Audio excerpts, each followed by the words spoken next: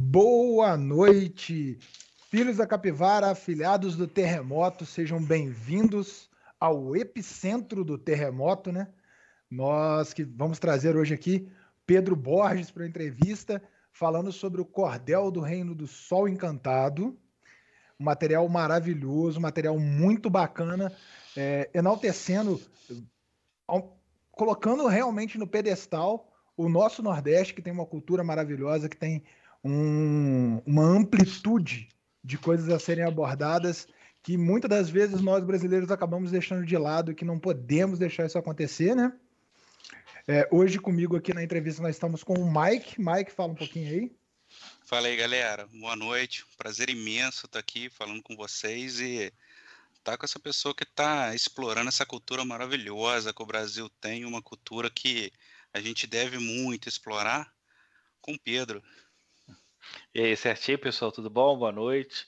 Pô, é um prazer estar aqui, poder trocar uma ideia e falar desse projeto tão louco, né, cara? Eu fui atravessado por ele em dezembro do ano passado. Antes disso, ele não existia. De uma hora para outra, ele bum, veio meio que completo. E aí, cara, a vontade de dar um gás e aproveitar esse período de pandemia para poder fazer uma coisa produtiva me fez recordar isso, né, cara? Poxa, já passa da hora da gente contar as nossas histórias, né? A gente conta muitas histórias de sagas de outros povos, de outras lendas, e a gente tem uma quantidade fenomenal de informações, de elementos, de histórias, que de repente eu vou contar algumas aqui para vocês entenderem que universo fantástico que a gente tem dentro da nossa casa e a gente só faz olhar para fora, né? Exatamente. Exatamente esse o ponto. Mas, Pedro, fala um pouquinho da sua trajetória também, fala um pouquinho de quem é o Pedro Borges pra gente. Beleza, gente. Meu nome é Pedro Borges, eu sou autor do Crônicas RPG, do Crônicas de Avalon. Eu jogo desde 87. Passei uma fase de live action muito forte nos anos 90. Eu fui autor do Rio by Night, no projeto One World by Night. Se eu não me engano, eu tenho aí uma Veja Rio de 97, que eu apareço lá com o nego me sacaneando, me chamando de vampiro babão, porque erraram na maquiagem, eu estava todo vermelho aqui. Trabalhei profissionalmente com a Abril Jovem em 95, na Bienal do Livro, em alguns outros eventos nessa época, para divulgar o Advanced Dungeons and Dragons daquela época, né? A partir daí fiquei muito vinculado a esse jogo, né? E com o advento do selo D20, junto com o D&D terceira edição, eu parei, já na época era apaixonado pelos livros do Bernard Cornwell, né? Que deixou para mim essa marca permanente de puxar minha narrativa mais para ficção histórica do que para fantasia alta. E aí eu resolvi reescrever o mito arturiano baseado numa mistura que seria das obras das Crônicas de Arthur com as Brumas de Avalon. Por isso que a minha trilogia se tornou Crônicas de Avalon. Foi produzido em 2005, 2006 e 2007. Eu dei muita sorte, porque um ano depois começou a se falar da quarta edição e tinha muita gente no Brasil que estava começando a produzir e apresentar propostas, né? E aí acabaram ficando meio quebrados em se deveriam continuar ou não, né? Eu, com a 4ª edição, como aconteceu com muitas pessoas, eu acabei ficando afastado do RPG. Pela primeira vez eu olhei o livro e achei que não era para mim. E fui voltar, parei em 2008 e em 2012 voltei a dar uma atenção maior, muito pelo Guerra dos Tronos RPG, que atualmente a Jambô traz para o Brasil. E falei, não, cara, quero fazer uma coisa assim, que tem uma pegada mais de ficção histórica, mas que pudesse variar, criar o meu próprio sistema, um sistema que seja tudo aquilo que eu gosto, que eu acho de melhor, né? Tanto que é uma base que, por mais que ela se altere, que se adapte, o próprio Cordel usa a estrutura do Crônicas dentro das regras dele, só que é uma versão ultra simplificada, né? Eu fiz o financiamento coletivo em 2012, 2013, pela Catarse, e tive êxito, né? Acabei conseguindo dinheiro a mais para poder fazer um livro. Poxa, quem puder olhar o Crônicas, até quem não tem o livro pode olhar no crônicasrpg.com.br, que é um site que a gente ainda mantém para apresentar coisas de sistema e tudo, né? Mas achei que aquilo ali era para ser o meu último momento, minha despedida de RPG, né? Mas, cara, é um bichinho que morde a gente e não tem como não, né? Não voltar. Eu estava com um projeto até o início da pandemia chamado Reinos do Norte, que seria mais ou menos um cenário de campanha para o Crônicas, para o mundo escandinavo, mas pegando cronologia histórica, fazendo uma pesquisa. Esse livro já está, sei lá, 60%, 70% dele pronto. Só que com a pandemia, com a confusão, as pessoas começaram a ter mais dificuldade para trabalhar, para produzir. Eu estava vendo que estava tudo começando a ficar muito caro, projetos bons estavam começando a floparem e darem problema. Cara, estava ficando muito nervoso. Cara, não, eu preciso uma coisa mais simples, jogar um RPG que seja mais tranquilo, uma proposta que seja fácil de fazer, que só eu produza e que, sabe, me remeta a uma coisa mais prazerosa de RPG. E nessa época a gente tinha um grupo regular de game designers que era formado por eu, o Igor Moreno, do Space Dragon, do Burrow, o Luiz Eduardo Icon, do Desafio dos Bandeirantes, o Diogo Nogueira, que fez os Espadas Afiadas e Feitiços Sinistros, entre outros, o Alex Silva, do Macket, e a gente tinha um esquema de que a gente, cada um mestrava 2 sessões, apresentava o seu sistema e jogava a outra sessão, depois trocava. E a gente estava jogando bastante Desafio dos Bandeirantes com o Ricon. E, cara, voltei a ter aquela coisa da época, né? A gente tinha um preconceito, como hoje ainda tem muito grande, né? De não levar muito a sério o que pode ser o sobrenatural nacional. Mas eu fiquei muito impactado com isso, não. Eu quero ter um projeto, uma coisa nacional. E por que não de cordel? Na mesma época eu já tinha viajado para Caruaru, porra, que é um festival sensacional que fica ali, já no Agreste mesmo, nordestino, né? A minha avó é do Recôncavo Baiano. É engraçado que esse projeto ele traz uma coisa emocional de que se você não é de lá, você pelo menos tem uma simpatia, ou você puxa alguma coisa que acaba vinculando ao emocional. Isso é que eu achei mais interessante, né? Eu fui, como eu falei, fui atravessado pelo projeto. A ideia dele veio de uma vez só. Eu levei 2 semanas para escrever os primeiros 5 cordéis.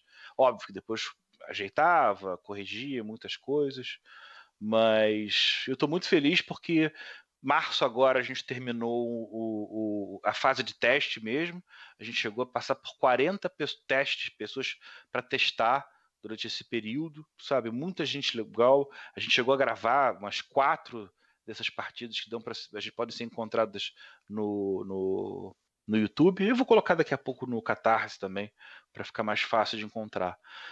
Mas em função imbuído dessa energia, da simplicidade, de pegar emprestado aquela coisa básica, crua do cordel, de entender que eu tinha que produzir não mais um livro de 400 páginas, mas 6 livrinhos de 32, virou uma delícia, porque o que antes era planejar e preencher, virou só cortar e aparar. Eu já tinha 3 anos do sistema do Reinos do Norte já afiadíssimo, feito de uma maneira ultra simples, né? Existe uma tendência atual do RPG de você... É um fenômeno em que a complexidade dele, ela mergulha em ondas. Eu preciso trocar uma coisa aqui rapidinho, senão daqui a pouco eu vou ficar na escuridão. Pronto, já volto. Beleza.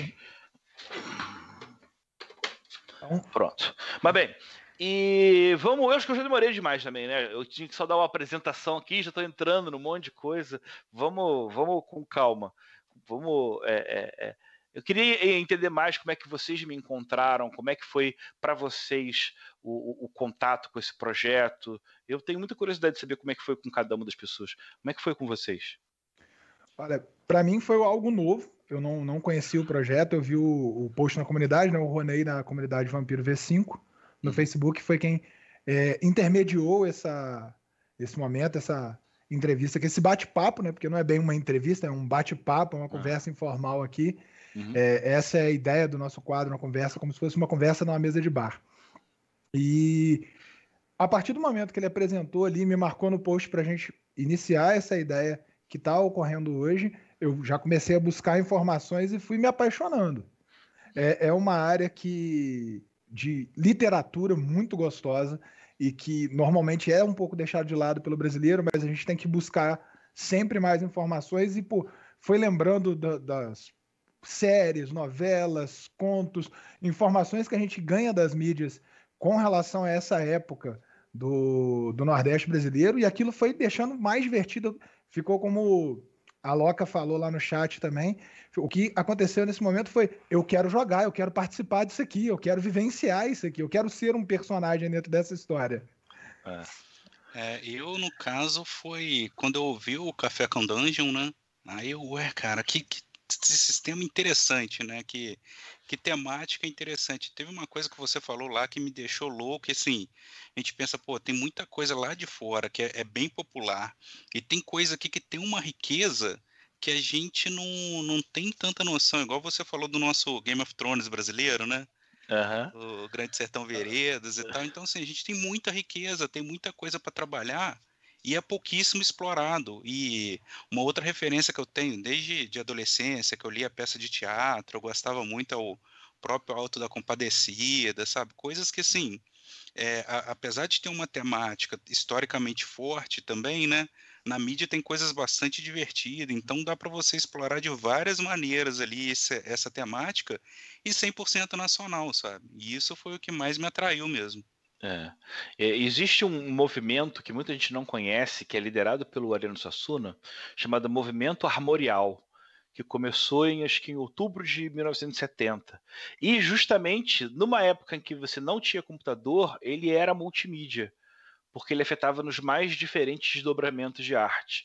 E aí, quando a gente fica chocado como é que a gente tem um universo fantástico do Nordeste, quando ele, na verdade, são múltiplos universos diferentes, que você tem cantos, que tem caras que um é diferente do outro. Se você está perto do Velho Chico, você tem uma área que tem muito verde, você tem uma área como o Canyon do Xingó, que é uma área do Rio, que você anda com um paredão de arenito pelos dois lados, que você segue serpenteando, sacou? Um lugar perfeito para emboscada. Se você colocar no YouTube, vai dar uma olhada lá, do canal do Xingó.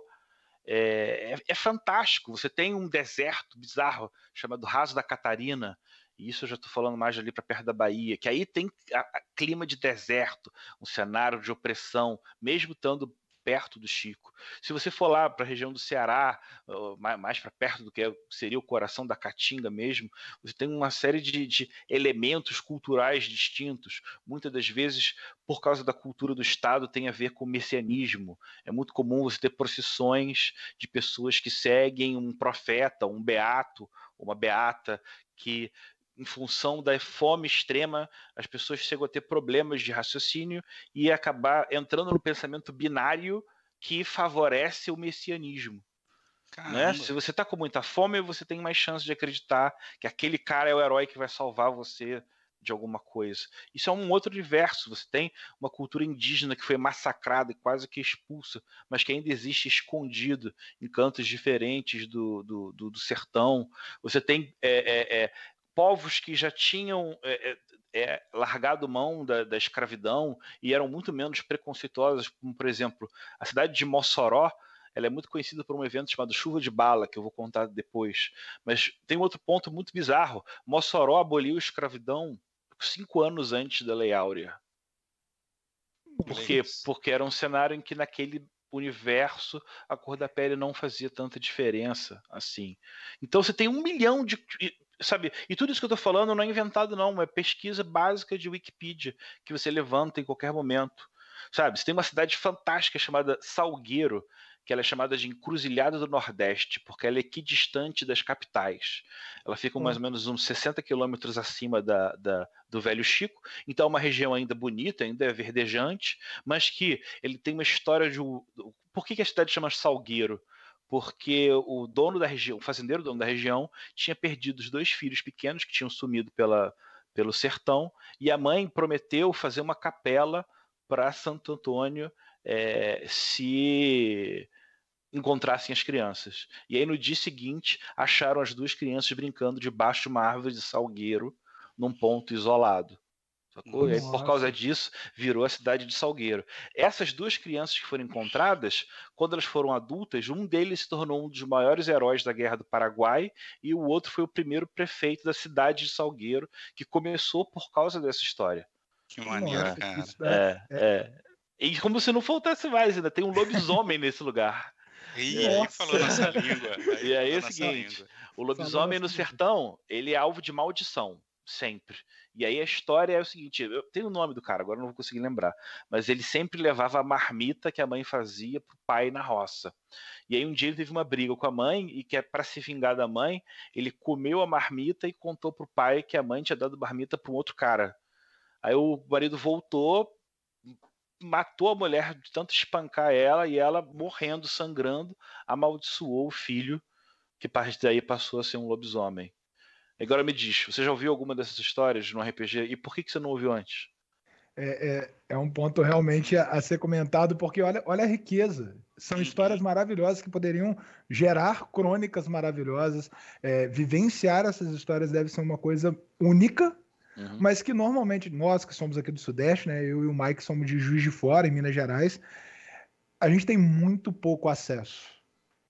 Não, acesso não. Acesso a gente tem, na verdade. A gente não busca esse acesso.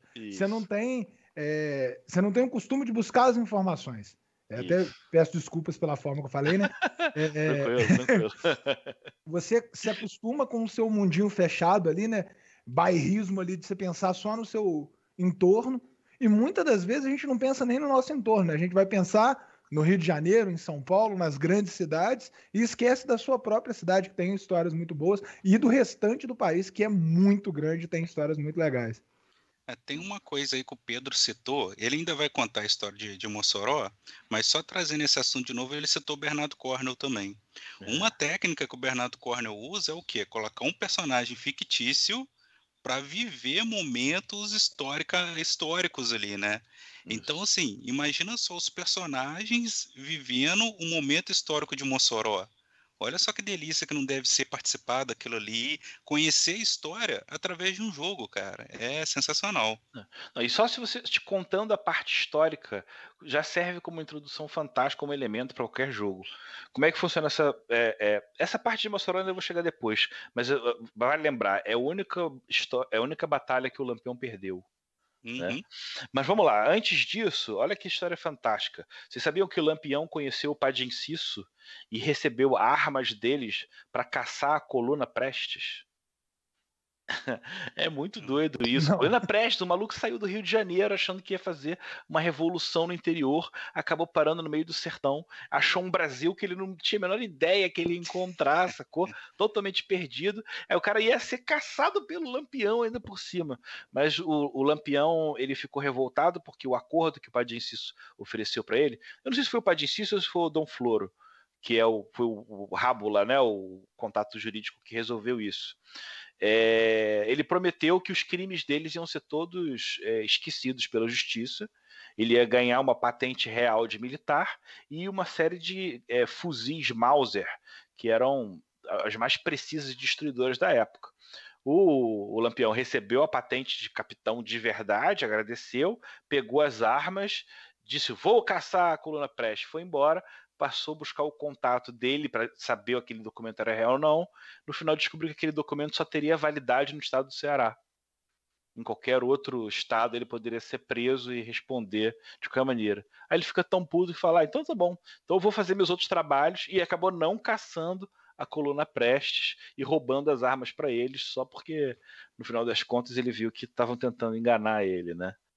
O Lampião tem histórias fantásticas, o que leva também a outro ponto que a gente também tem que debater, que para mim também foi uma dificuldade, tá? A gente tem uma mania muito de louvar os bandidos, por uma série de razões culturais, né? E em 2021, a gente não pode se deixar cair em erros, como se deixar levar pelo romancismo infundado. Por exemplo, o Desafio de Bandeirantes é um RPG sensacional, mas eu acho que hoje em dia não pega bem você jogar um cara de Bandeirantes se você quiser fazer um cara maneiro, né? E aí, da mesma maneira, eu penso isso. Como é que é? O Lampião, se você fizer uma pesquisa mínima no YouTube, lá no Cangaçologia, e aí você avaliar todas as histórias das pessoas que tiveram encontros e que tiveram consequências na vida delas por intervenção do Lampião, você não vai dizer nunca que ele era um cara bonzinho. Ele podia se achar justiceiro e mirar para esse lado, mas que perdia a mão, né? E no final das contas, a gente teve uma opção muito delicada de não apresentar esses personagens. Eu, pelo menos, ainda efetivamente não... Se apresentar, por exemplo, o Lampião, eu vou dar uma informação seca. Por quê? Porque a ideia é que cada pessoa faça a sua própria leitura desse universo. Vai ter muita gente que vai pegar o jogo e vai querer jogar de volante para caçar o cangaceiro. Assim como vai ter gente que vai pegar o jogo, vai querer jogar de cangaceiro para poder atacar e fazer saque. Eu não quero fazer juízos de valor, mas eu não quero ficar elevando isso a um debate. Cada um faz no que acha melhor para si, mas eu também não quero ficar exaltando e dizendo, né? Acho que muito por influência dos cordéis, os cangaceiros eram meio que um equivalente dos cavaleiros carolíngios, né? Como se tinha uma onda meio bárdica que a gente herdou realmente de Portugal, de louvar esses caras, a gente meio que trouxe para um equivalente brasileiro, mas que a gente descobre que, né, o próprio Antônio Silvino, que era o cangaceiro mais político, mais justiceiro, que as pessoas fantasiam, já é um cara que tinha seus problemas. O Lampião, mais complexo ainda, né? O que mostra o legal desse universo é a dicotomia dele, é o não é, né? O que pode, o que não pode, é ambíguo, né? Exatamente como o Grande Sertão Veredas. Teodorin não é, ele fez o contrato com o diabo, não fez. É sempre as duas coisas, ele trata da ambivalência dessas duas coisas. E todos esses elementos, e aí me volta ao ponto mais importante, o legal de você estudar as raízes, você pegar João Guimarães Rosa, Ariano Suassuna, Euclides da Cunha, depois buscar referência de cordel, de repente, de estilografura, para aí sim você usar na linguagem do que você vai aplicar. Porque não é só fazer uma coisa que é legal. O que eu fiz ali, eu sou pesquisador. Eu simplesmente peguei o recorte daquele universo sociocultural e dividi dentro de um sistema de game design para poder simplificar as coisas. Vou dar um exemplo.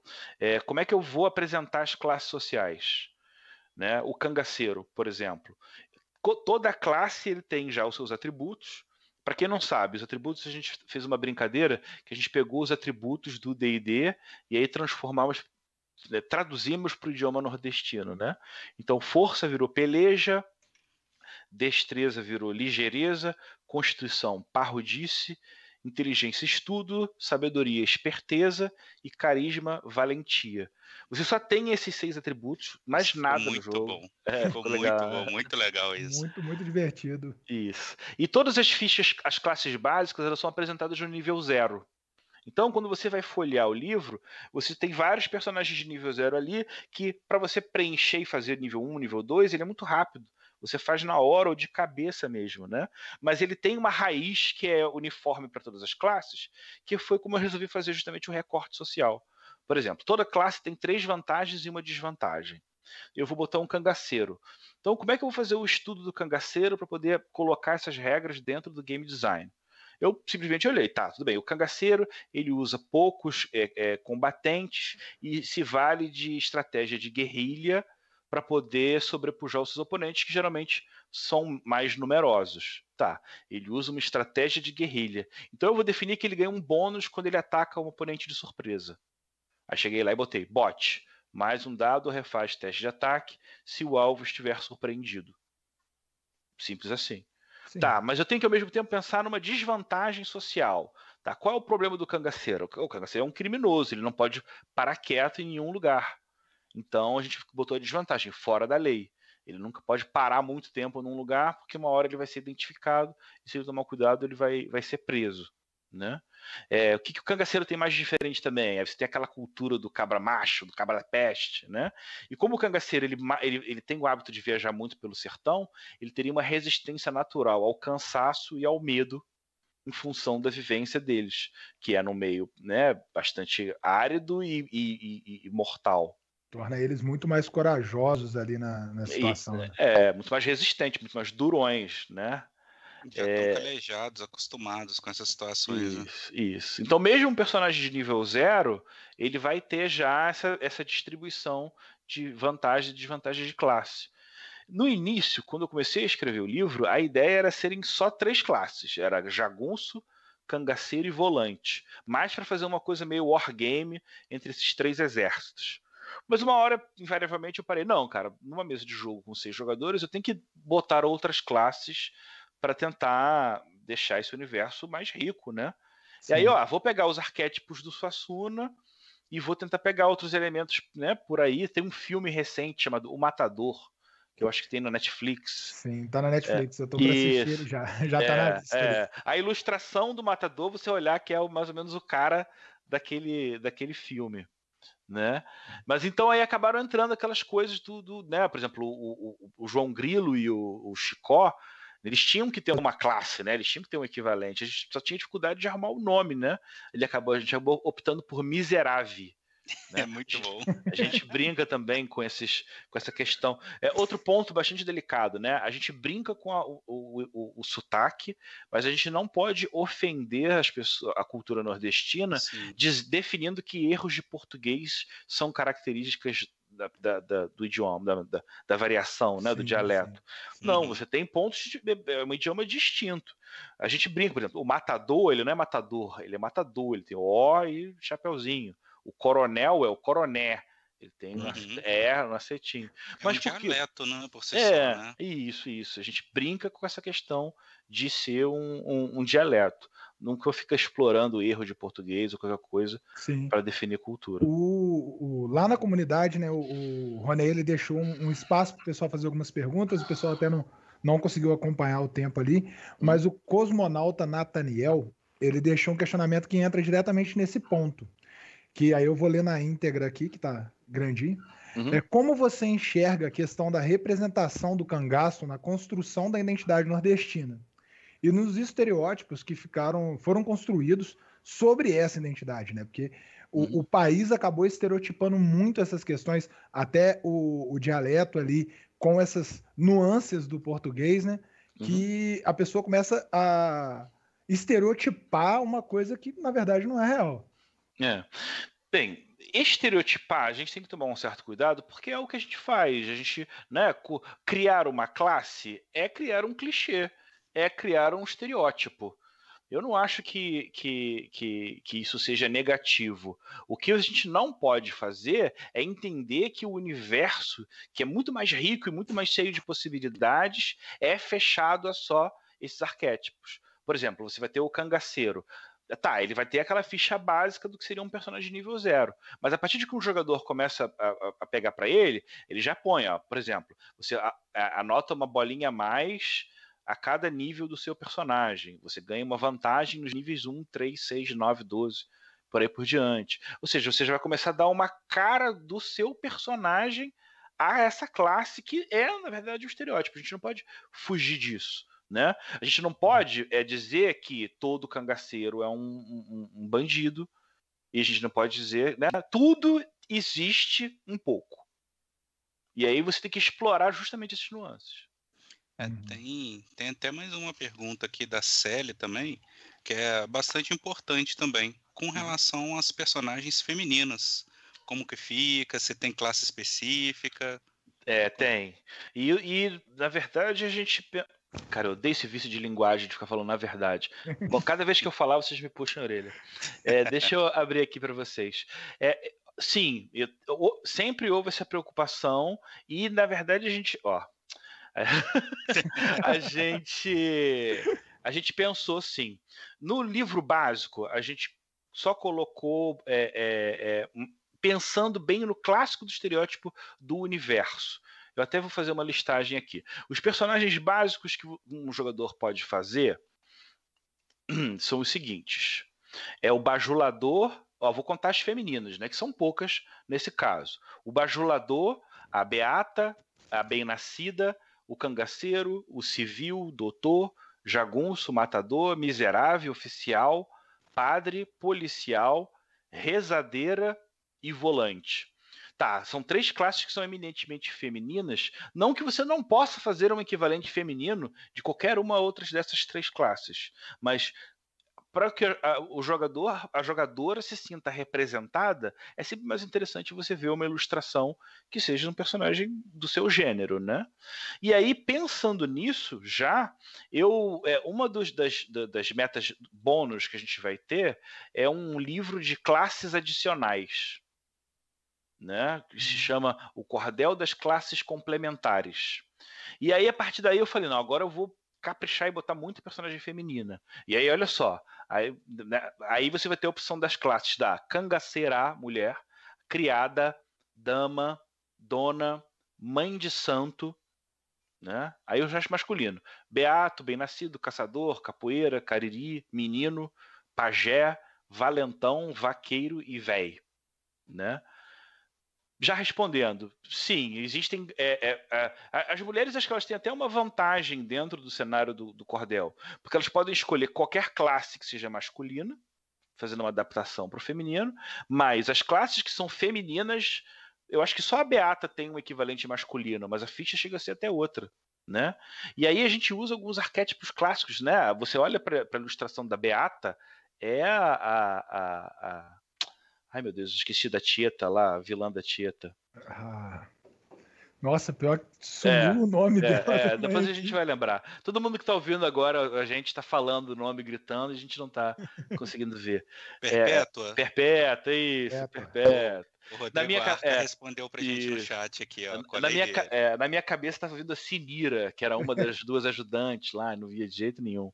Mas, cara, como não poder ter uma perpétua? A Beata, ela é a paladina desse universo, né? Só que o poder dela não está em bater e dar força, é de levar constrangimento. É saber das fofocas, expor a pessoa, a viver uma vida numa régua moral rigidíssima para poder exigir a mesma coisa dos outros. E aí usa esse veneno na sociedade para poder fazer o que ela acha que é certo. Olha que legal, cara. Você pode ser uma beata que seja realmente boa, você pode fazer uma beata que seja uma canalha, né? Eu acho que é aí que entra a ideia da gente evitar os estereótipos. É olhar uma classe e entender que ali existe um universo de possibilidades dentro daquele bonequinho ali. Dentro daquele espaço ali. Fala, Mike. Muito bom, cara. Achei excelente, né? A Beata, ela ia ser rica nos contatos ali, né, cara? Não, ela tem. Vamos lá. Se vocês quiserem, eu até posso já adiantar que a ficha da Beata é sensacional. Deixa eu pegar aqui. Apresenta pra gente a Beata aí, para o pessoal conhecer um pouquinho do que é a ficha, né? Como é que eu posso mandar para vocês? Não tem como o pessoal ver agora, não, né? Não. Eu consigo posteriormente, na próxima plataforma, a gente olha só. A Beata, ela tem peleja 1, ligeireza 1, ela é fraca, porque ela não bate ninguém, mas ela tem parrudice 2 e estudo 2, que é o normal, né? E tem esperteza 3 e valentia 3. Ela tem uma vantagem chamada arengar, que ela expõe um vexame do alvo, né? E esse alvo tem que testar a esperteza para não ganhar um ponto de angústia. Ela fica importunando aquela pessoa com as coisas que ela fez, tanto que tem que fazer um teste para não ganhar uma penalidade. Ela tem, uma outra vantagem que chama fuxiqueira. Fuxiqueira quer dizer o quê? Que ela tem contato com outras beatas e elas se municiam com as fofocas, as intrigas e os vexames de todo mundo no povoado. Então tudo que uma beata sabe, todas sabem, e elas ficam se metendo na vida dos outros desse jeito, né? As arpias do Nordeste. Isso. Muito bom. Aí ela tem outra boa, presepeira. Ela ganha mais um dado ou refaz um teste para chamar a atenção das pessoas, que é um teste de valentia.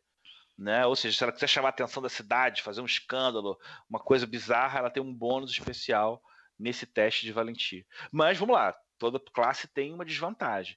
A desvantagem da Beata é que ela é moralista. Então, por ser defensora da moral e dos bons costumes, se ela trair seu ideal, se ela fizer qualquer besteira fora, né, da ética dela, ela vai ser infernizada por isso, pelos outros, né? Porque se ela inferniza a vida de todo mundo, ela também pode ser infernizada. Se vai fazer alguma coisa de errado, vai ter que fazer muito bem escondido, não deixar ninguém saber, porque daqui a pouco cai na boca do povo. A Beata não pode deixar o nome dela cair na boca do povo. Porque as outras beatas devem agir contra ela. Tem de tudo, tem beatas que são aliadas, tem beatas que brigam entre si, tem várias coisas. Eu tô atualmente fazendo o último cordel, e aí tem umas 60 ideias de aventura, né? Aí uma delas é uma procissão liderada por uma beata chamada Inquisidores da Boa Fé, que ficam cruzando o sertão para poder caçar grandes pecadores. Aí esse plot existe aí, sabe, desse jeito. Se no final eles podem ser aliados para lutar contra um monstro, contra um inimigo, ou de repente ela pode cismar e querer atacar um dos jogadores. O legal é, todos nós temos contato com esse universo, né? Essa classe beata, você vai estar jogando pela primeira vez, mas muito diferente de outros RPGs, você já entende muito bem como ela funciona, né? Sim. Não importa o ambiente que você tá, você conhece uma beata que age desse formato. Você já tem essa noção, né? Tem alguém que tá nesse formato aí. Você tem inspiração na esquina, né? Isso. Quando você vai pegar um RPG tipo ficção científica, você sempre tem um problema, porque o cara fala, uma nave pousa no hangar. Ferrou, cara, como é que é essa nave? Como é que é esse hangar?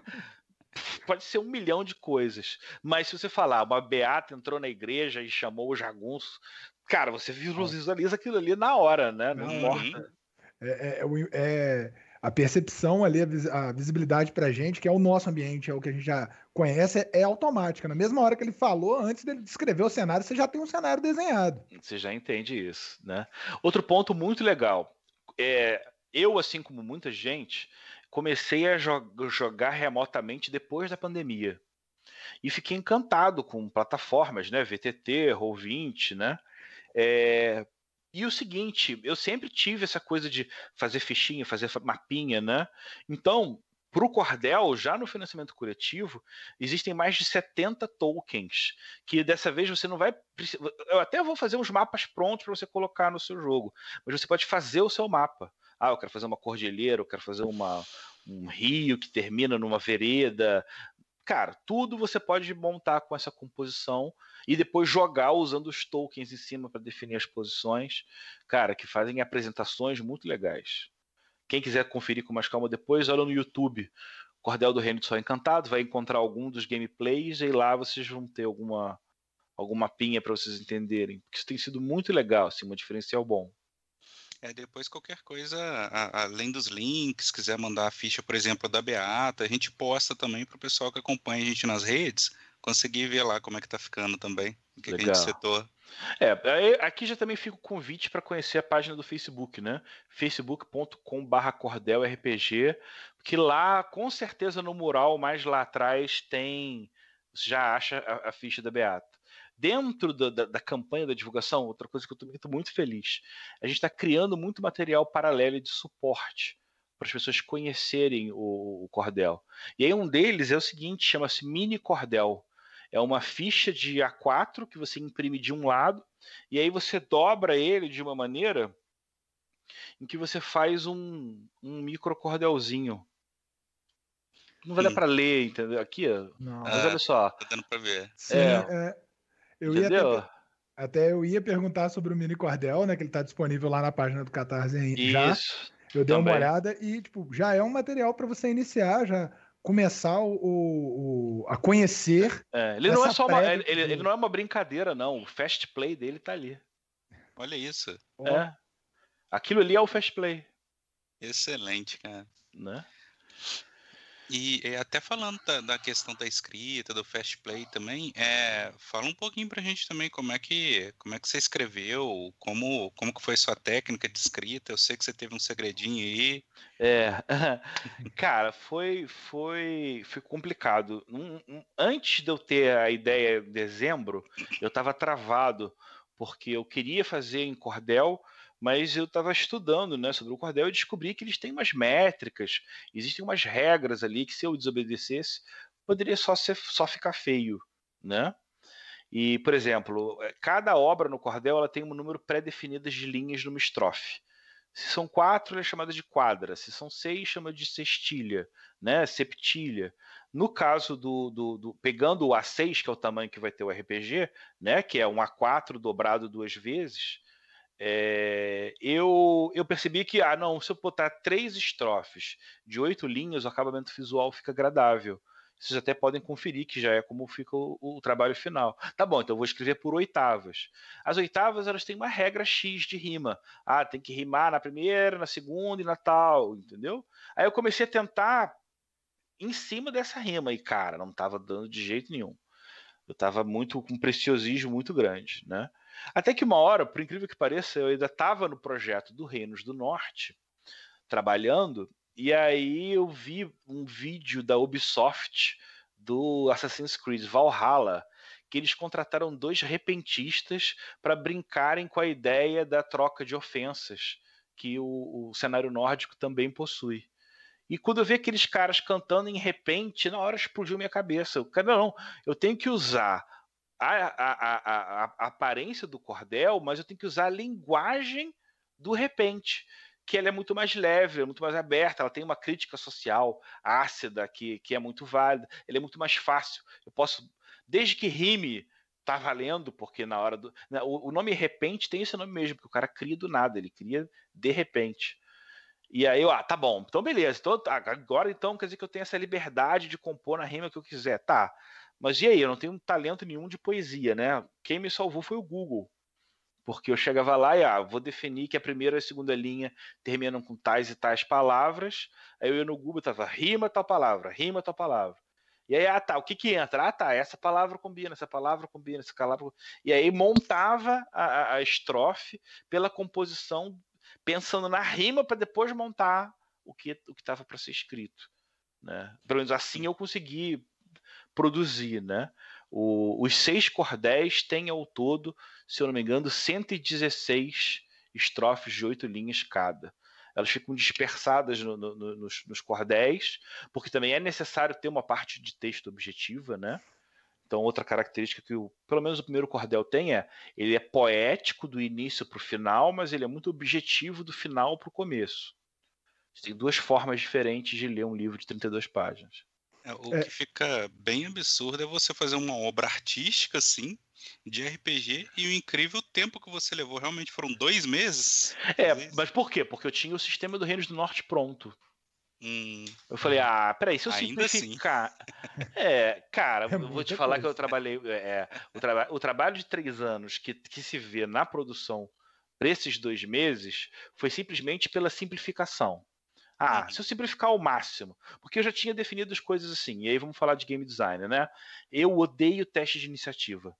Eu jogo há mais de 30 anos. Se eu jogar teste de iniciativa para cada turno de combate, eu vou perder 10% do meu tempo de RPG da minha vida. E isso não é necessário, a gente tem que ultrapassar essas coisas. Antigamente o RPG era legal, mas o combate era um problema. Porque a história rolava de maneira muito fluida, e aí quando começava o combate, as pessoas respiravam porque o modo do jogo mudava, e aí o jogo passava a ser uma pancadaria que às vezes levava 1 hora, 1h30, dependendo do sistema que você está jogando. E quer queira ou quer não, isso é uma barriga no espaço de narrativa de uma sessão, né? Os meus jogadores que gostam do jogo que é um pouco mais complexo, que é o Crônicas RPG, quando eu cheguei para eles e falei, olha, no futuro o combate vai ser assim, vai ser um teste resistido por cada personagem no turno, na qual cada jogador vai rolar uma vez, e esse mesmo teste vai influenciar o de todo mundo naquele turno, inclusive iniciativa.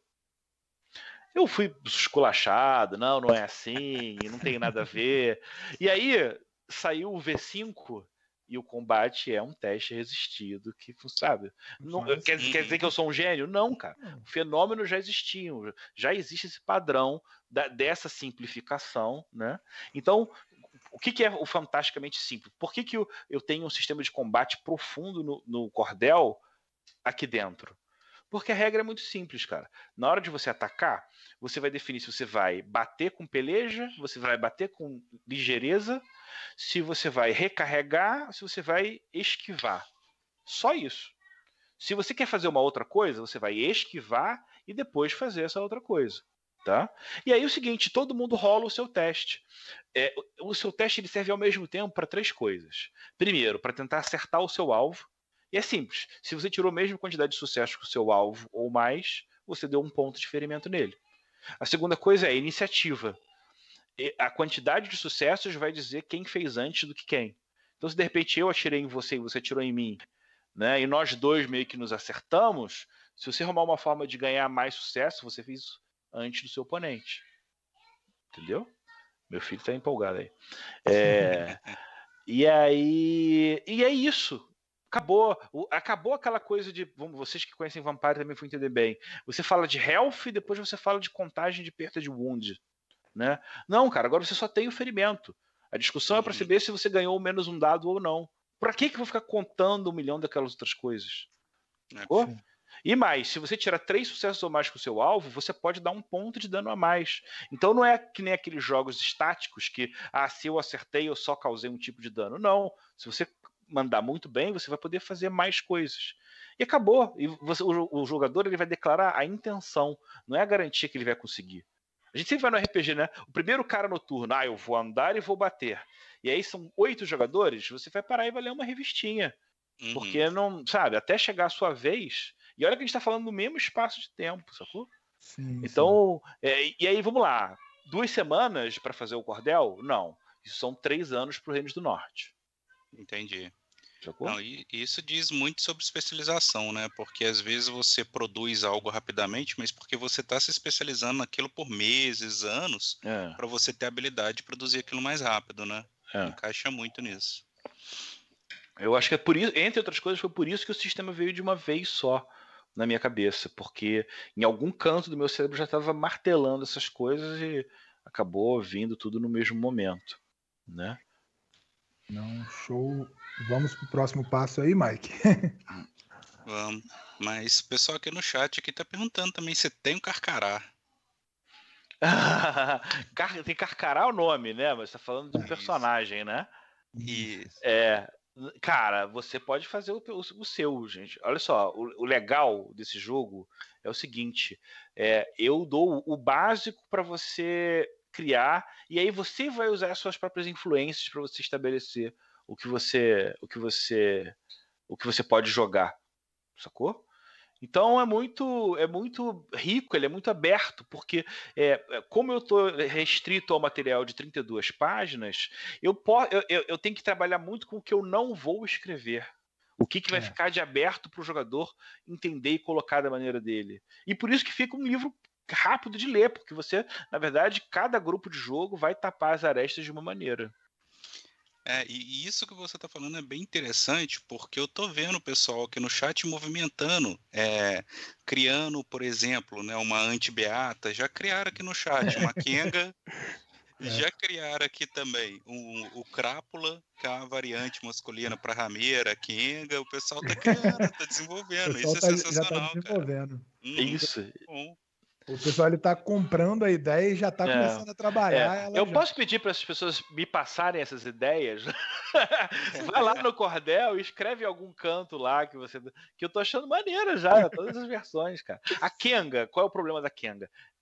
Óbvio que todo mundo pensou na Kenga, mas eu acho que, mais uma vez, a gente está em 2021, a gente pode, infelizmente, abrir espaço para uma exploração indevida de um arquétipo, sabe? Muita gente vai fazer besteira com isso, entendeu?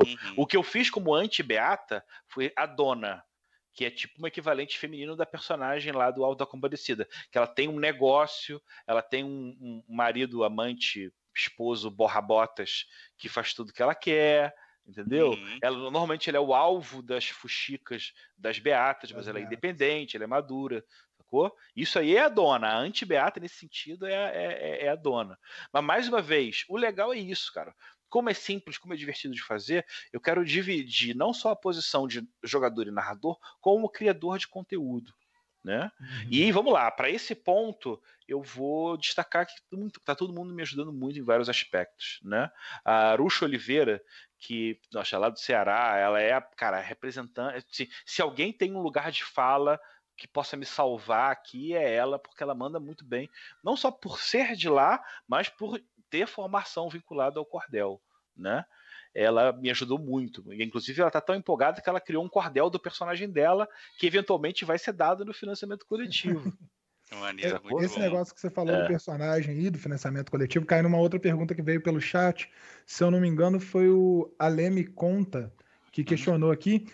Um dos passos das opções de compra ali no financiamento é que você ganha um personagem dentro do cordel. Você faz o seu personagem. Isso, ele vai participar do projeto diretamente. Isso. Como que seria? Vamos lá. O projeto no financiamento coletivo ele tem 6 livros básicos. Você pode comprar só os PDFs. Sacou? Com R$30 você vai levar tudo que tem de PDF. Sacou? Mas com 50 você já vai ter os 6 cordéis básicos. Mas a gente está falando muito mais do que só esses 6 cordéis. Se você olhar lá, na meta básica de 3.500 já vão ser dados acho que 3 cordéis de bônus. E um deles é o cordel dos personagens, que é um livrinho de personagens. Para quando qualquer pessoa estiver mestrando, vou pegar um personagem qualquer aqui. E aí a gente abriu esse espaço. Vamos deixar o público preencher esses personagens. Eu já tenho, na verdade, 44 personagens no cordel verso do período de teste que aconteceu em março. Eu já poderia pegar todos esses personagens e colocar ali. Mas eu acho que não. Acho que como a gente está justamente trabalhando com uma criação compartilhada, a ideia é fazer isso, sacou? Sim, sim. Você falou um pouco das classes dos jogadores, mas tem também as classes que são exclusivas para os narradores, né? E quais seriam essas classes que são mais voltadas para o contador, na verdade? Narrador não, né? O contador. Tem uma aí que o chat vai adorar, hein? Vamos lá, vou abrir aqui então já para vocês verem. Vamos lá.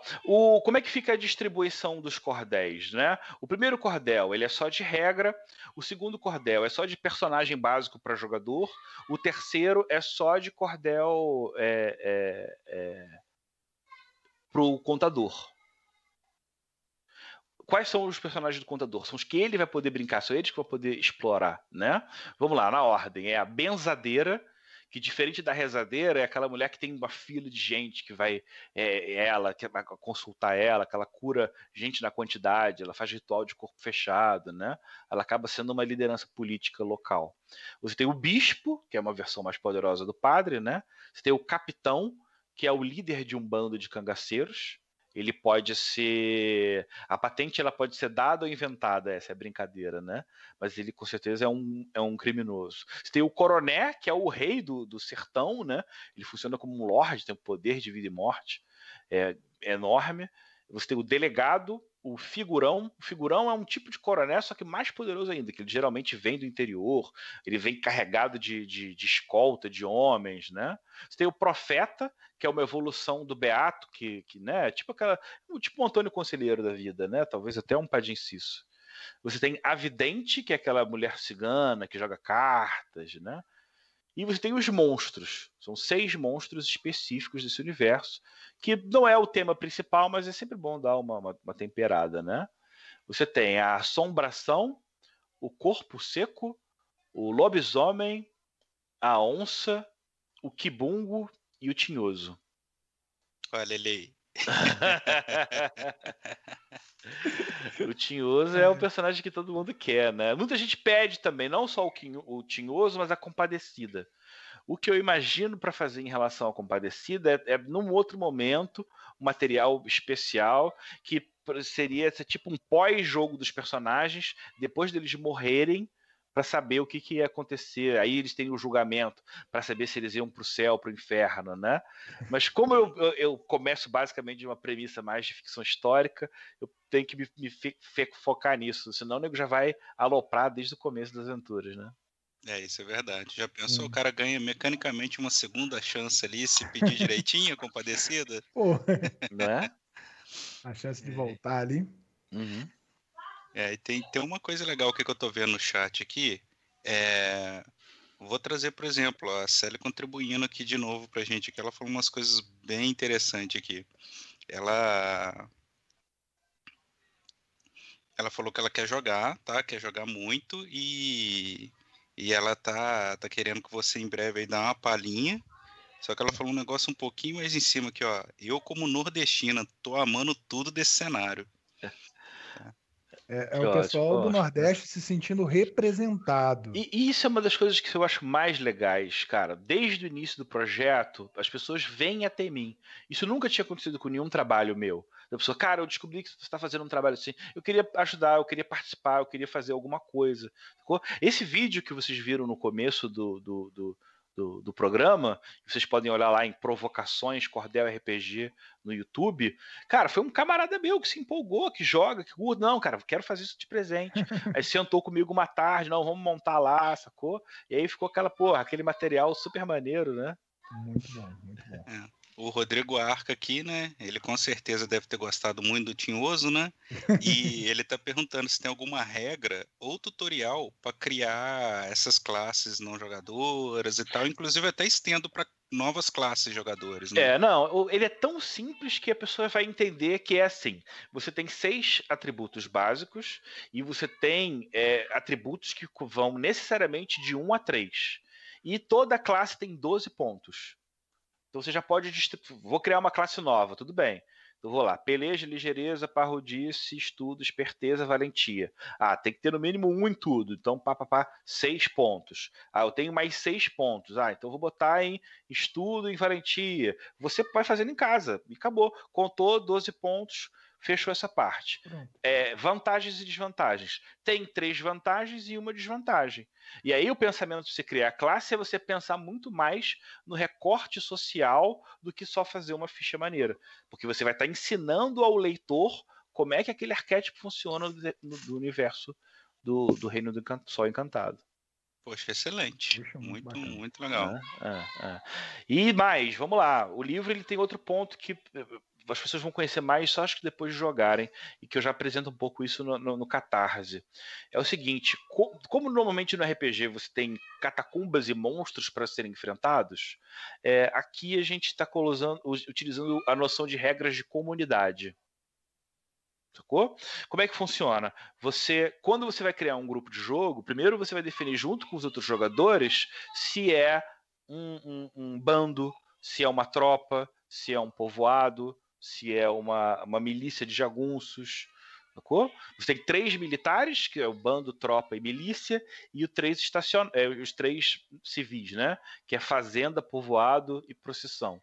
Então você já tem essa estrutura que vai prender todos os personagens. Se a gente é um bando de cangaceiro, então a gente é um bando criminoso, tá? Então um pelo menos vai ser cangaceiro, o outro... Você pode botar uma beata que está andando junto com um bando de cangaceiros, porque ela tem que se vingar, porque o povoado dela foi todo destruído por um outro bando inimigo desse.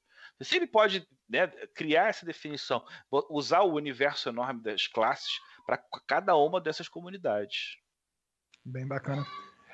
O Ale me conta de novo. Ele veio perguntar aqui já um pouquinho do material mesmo que vai ser fornecido posteriormente. A qualidade desse material, como é que vai ser? Vamos lá. Eu gosto de mirar sempre pelo melhor. Se você tem um Crônicas de Avalon, você vai entender que a gente realmente trabalha com o melhor material possível. Agora, pela minha saúde emocional e por uma questão muito prática do jogo, é o seguinte. Eu pedi uma meta básica de 3.500, tá? Com 3.500, eu consigo rodar 6 livros de gramatura 80 ou 90, que eu não gosto. Eu acho que o ideal seria 100 ou 110, entendeu? Mas isso vai funcionar justamente com a evolução do financiamento coletivo. Você pode ter certeza que com 4, 5 mil reais, eu já vou garantir que o papel seja o melhor possível. Entendeu? Tanto que as minhas metas estendidas posteriores, elas são todas subjetivas, elas são o que eu vou produzir. Todo mundo vai ganhar um material digital X, mas o dinheiro real que está aumentando a mais ali é para ajudar a produzir um cordel melhor. E mais, além dos 6 cordéis, que no melhor das hipóteses vai ter 100 gramas, 110 gramas de página cada uma delas, se a gente bater 10 mil, a gente vai ter um livro um pouquinho maior, que vai ser uma compilação de todos os A6. Eu achei excelente. Bacana. Mas para isso a gente tem que conseguir alcançar. Eu acho que com 3.500 é uma coisa que a gente consegue com uma certa tranquilidade, entendeu? Mas a ideia do financiamento coletivo é justamente fazer um processo elástico para tentar contribuir o maior número de pessoas. E o que eu posso oferecer a mais, à medida que as pessoas vão contribuindo a mais, primeiro, garantir que o dinheiro que entrando vai, pelo valor que entrar, ser o melhor material possível, mas ao mesmo tempo, quanto mais as pessoas estão ajudando, mais material eu estou já me comprometendo a fazer para depois, entendeu? É a mágica do financiamento coletivo, né? Mas as pessoas trabalham muito com extras físicos, né? Eu aqui, na verdade, estou querendo me focar muito para ter o livro. A partir do livrinho, todo mundo vai ter o material digital, vai poder jogar em casa da maneira que quiser, mas vão ser esses livrinhos que vão ser a verdadeira herança do povo que contribuir, né? É o material que eu quero criar. O que pode acontecer se o financiamento der muito certo, a cada 10 mil reais, um cordelzinho que pelo projeto só seria digital, eu vou fazer um físico. Então, até 50 mil reais... por exemplo, se o projeto chegar a 50 mil reais, não vão ser só 6 livros, vão ser provavelmente 12 livrinhos, né? Mesmo que você tenha pago o mesmo valor, sacou? Porque houve esse arco de evolução. Excelente. E tudo já é pré-pensado. O que é legal para poder crescer e expandir mais o universo a partir do que eu já tenho. Tá tudo já lá no Catarse. catarse.me.cordelrpg. Galera, dá uma olhada boa nisso aí, porque eu tô vendo lá e tô vendo que os apoios são bem em conta, são coisas simples, então, assim, vale muito a pena, porque é oportunidade única esse trabalho, né? Pelo menos, assim, na minha opinião, né? Eu acho que tem um convite a mais para as pessoas, é o seguinte, entender que se esse formatinho funcionar, mais pessoas podem produzir usando esse modelo. Eu não quero que seja uma coisa só para mim. Se outra pessoa chegar a fazer, eu gostaria de fazer um RPG, um fantasia clássica nesse formatinho. Eu queria fazer um cenário sobre quilombos, eu queria sobre o Império dos Trópicos. Tudo isso já existe uma tendência, né? Pô, se tem de uma coisa, a gente pode expandir mais para isso. E aí é um convite para a comunidade, entendeu? Mesmo se você não gosta muito de cordel, que você entender que isso aqui, na verdade, é um projeto de estruturação, de produzir conteúdo a baixo custo, já vale alguma coisa. Você está abrindo precedente, né? É excelente. Ô Pedro, então para a gente não ficar em dívida aí do que a gente está prometendo aí desde o começo, conta um pouquinho aí da questão da história de Mossoró. Né? É o seguinte. Conta aí pra gente não poder ir embora sem isso. Exato. O Lampião já era um cara muito temido e ele tinha uma série de contatos, né? Ele só foi capturado lá em 37, 38, porque o Getúlio Vargas mandou, olha, vamos usar esses caras como exemplo para mostrar que a gente manda no país. Porque ele tinha um esquema de contatos e informantes que iam até os governadores dos estados. Meio que todo mundo acobertava. O Lampião, ele não era o Robin Hood, ele trabalhava para os coronéis. E, quer que não, ele estava dentro de um joguete invisível político por trás das coisas, que era muito pesado. Então ele já era o terror em vários sentidos. Não só pelo que ele chegava e que ele tornava, mas pelo que ele representava de certa forma, né? Bem, quando ele soube que a cidade de Mossoró ia receber um carregamento especial que ia para o banco, ele entendeu que aquilo ali era dinheiro. E aí ele fez uma ameaça para o prefeito de Mossoró. Deixe um tanto de dinheiro numa carroça na entrada da cidade, daqui a manhã de 2, 3 dias, senão eu vou entrar e eu vou realizar a cidade inteira. O prefeito de Mossoró ficou desesperado, porque o bando do Lampião já era bem grande e poderoso na época, né? E ele não tinha quantidade de policiais suficientes para poder fazer a resistência. Mas ele tinha um paiol de armas com uma quantidade considerável de munição. Então o que ele fez? Ele distribuiu arma para a população inteira.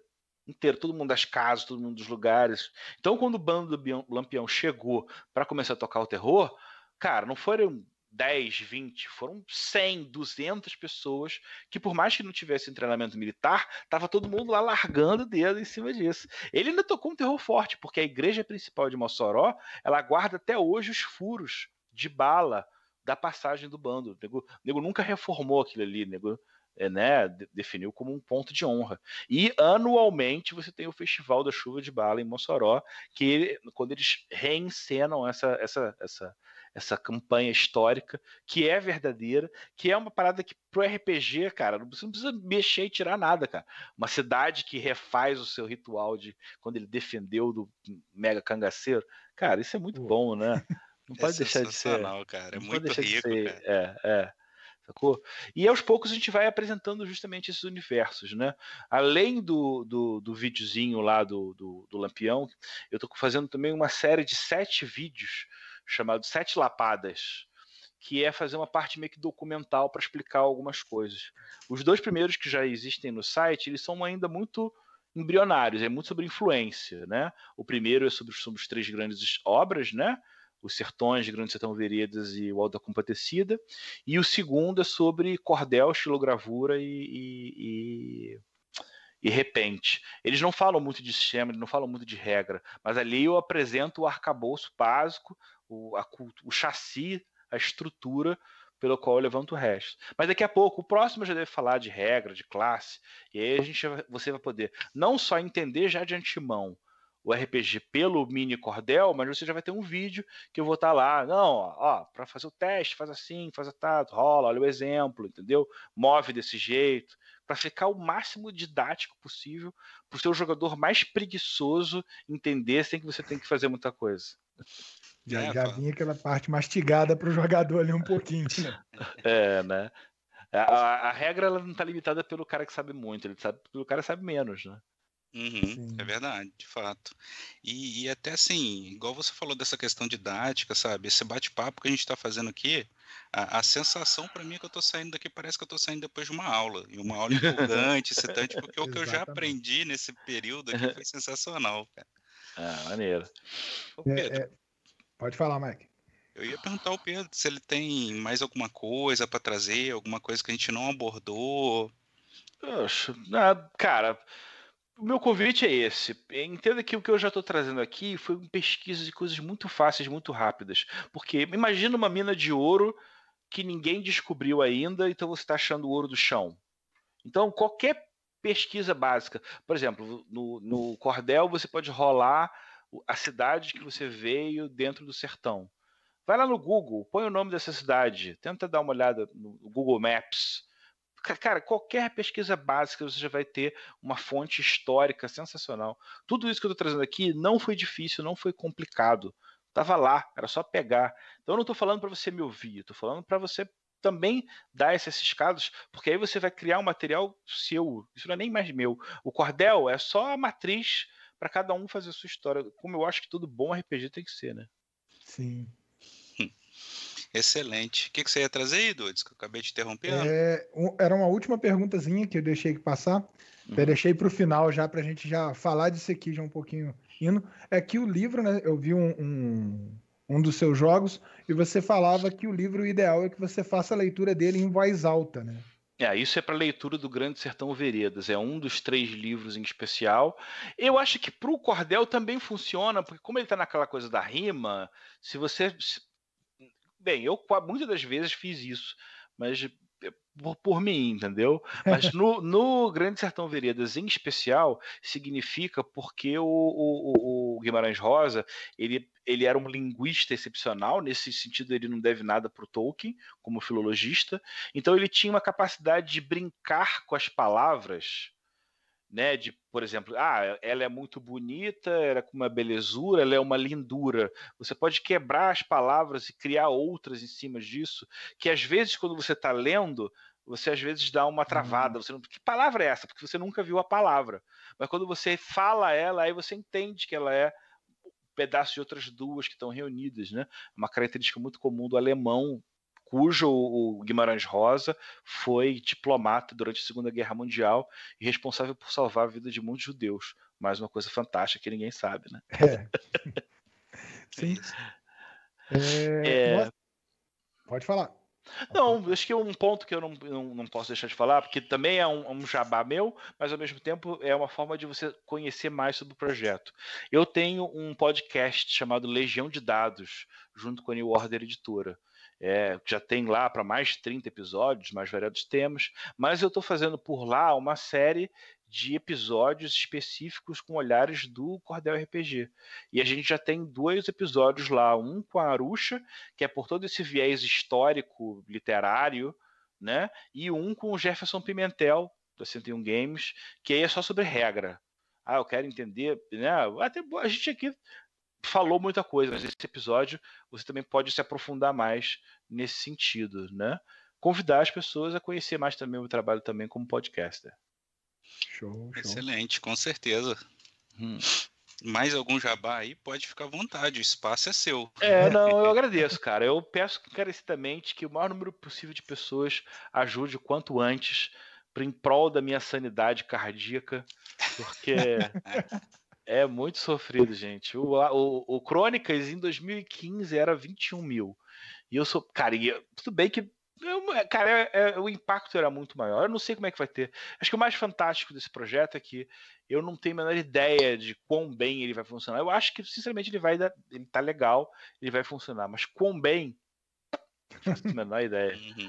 E, me ajudem aí a ter o melhor resultado possível. E aí vamos para outro ponto importante a gente fechar. Chegou a hora da gente contar a nossa história. Vamos parar de contar a história dos outros, cara. A gente tem tanta história legal. A gente sofre muito pela falta de mídia, né? Não tem muito, né? Recentemente, tudo bem, a gente teve o Bacurau, a gente teve o Matador, mas antes disso, cara, foi lá 99, 2000, quando teve Guerra de Canudos e o Auto da Compadecida. Pô, a gente vai ter que esperar passar 20 anos para ter 2 obras que vão contar da nossa história. Então vamos fazer do nosso RPG Resistência, e pelo menos já não teve tanto RPG que influenciou muita coisa, vai que a gente consegue fazer com que outras mídias, outros criadores também multipliquem esse olhar. Influenciar da base, né? Excelente mesmo. Essa foi a ideia, inclusive, que mais me atraiu também, porque vamos contar a nossa história também, vamos explorar a nossa cultura também, né? E é fantástico, você não vai se arrepender. Você vai ter um encontro com você mesmo que você nem entendia que podia acontecer. Tenho certeza disso. Ô Pedro, assim, o papo para mim foi sensacional, superou muitas minhas expectativas, né? É excelente conversar com você, você virou um repositório histórico aí nas suas pesquisas e tal, e todas as ideias que você deu, eu vou ter que ficar reouvindo, que eu vou ter que explorar isso, vou ter que explorar aquilo quando for narrar, porque é só coisa rica, e em qualquer lado tem umas coisas ali muito cinza que você pode colocar os personagens de qualquer lado e tal, então eu tô cheio de ideias depois desse papo nosso aqui, também tô torcendo pro financiamento voar rapidinho para estar com um cordelzinho pronto pra gente estar narrando, cara. Legal. Como contador que eu sou também, já tô na mesma expectativa do Mike de ter o material na mão, de estar com a mesa reunida ali, de trabalhar o projeto também. O que eu já posso garantir para vocês, acho que é uma coisa que hoje em dia a gente tem que também respeitar cada vez mais, é a entrega. Né? Acabou o financiamento coletivo, tentar garantir que entregue o mais rápido possível. Às vezes, para imprimir, para distribuir, a gente pode ter uma série de problemas. Mas o que eu já posso fazer um compromisso pessoal com vocês acabou o financiamento coletivo, acho que no dia 6 de agosto, no dia 7 eu já vou estar liberando todas as informações, pelo menos os 6 cordéis, os 70 tokens de personagem classe e as 42 fichas de personagem já vão estar acessíveis no seu e-mail quando acabar esse projeto. Já estão escritos, já estão prontos, por mim eu já entregava para a galera, mas a gente tem que entender que tem uma ordem, uma hora para poder fazer isso, mas dá essa tranquilizada de que, né, tá lá, tá pronto. É só a gente fazer com que o nosso movimento se vire uma resistência, um manifesto e que funcione bem. Com certeza, galera. Excelente essa ideia. Vamos seguir essa ideia mesmo de começar a puxar essa cultura da base para tentar influenciar outras mídias. A gente aqui no Capim Remoto, a gente com certeza a gente vai narrar algumas mesas também, vai nem que seja uma one shot para estar trazendo essa riqueza e trazendo ideias também para o pessoal, nos nossos parceiros também. A gente tem o pessoal do Vortex RPG, vamos colocar uma mesinha lá também para o pessoal jogar, entendeu? Porque a gente quer mostrar isso na prática também. Legal. Sim. A gente já tem muitos testes que já funcionaram. Quem quiser fazer qualquer coisa em especial, um pouco mais para depois que o financiamento acabar, pode me procurar no nível pessoal. Eu tô com uma dúvida disso, daquilo. Os canais estão abertos justamente para isso. Assim. Acho que o melhor mercado é aquele em que o produtor está junto do público. Sim, sim.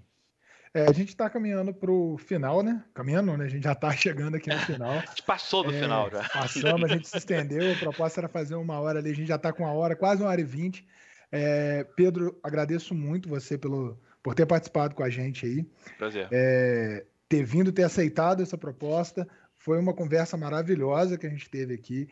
Não vi a hora passar, não vi o tempo. Foi muita informação, muita coisa chegando. E a gente quer quer tirar tudo que está dentro dessa fonte que você essa fonte maravilhosa de informação e cultura para a gente, né?